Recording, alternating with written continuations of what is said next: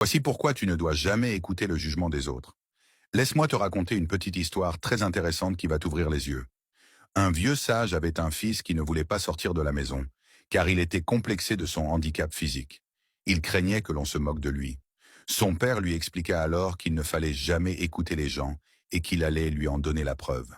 Demain, dit-il, tu viendras avec moi au marché, tôt le matin. Ils quittèrent la maison, le vieux sage sur le dos de son âne, et son fils marchant à ses côtés. Quand ils arrivèrent sur la grande place du marché, des marchands ne purent s'empêcher de murmurer: regardez cet homme, il n'a aucune pitié, il se repose sur le dos de l'âne et laisse son pauvre fils à pied. Le sage dit à son fils: tu as entendu, mon fils.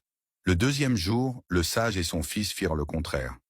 Le garçon monta sur le dos de l'âne, et le vieil homme marcha à ses côtés. À l'entrée de la place, les mêmes marchands étaient toujours là. Regardez cet enfant qui n'a aucune éducation, virent-ils. Il est tranquille sur le dos de son âne, et laisse son pauvre père se traîner dans la poussière.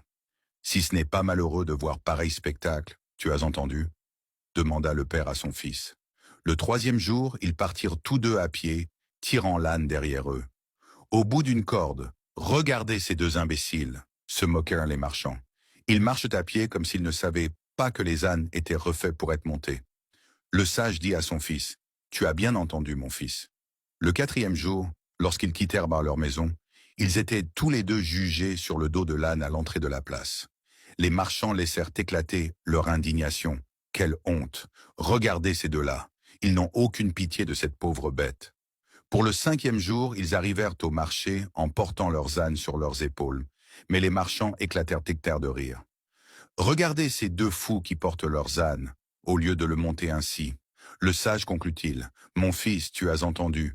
Quoi que tu fasses dans la vie, les gens vont toujours te critiquer. C'est pourquoi tu ne dois pas te soucier de leurs opinions. Fais ce qui te semble juste et passe ton chemin. Si vous êtes d'accord avec cette histoire, donnez votre point de vue, likez et abonnez-vous.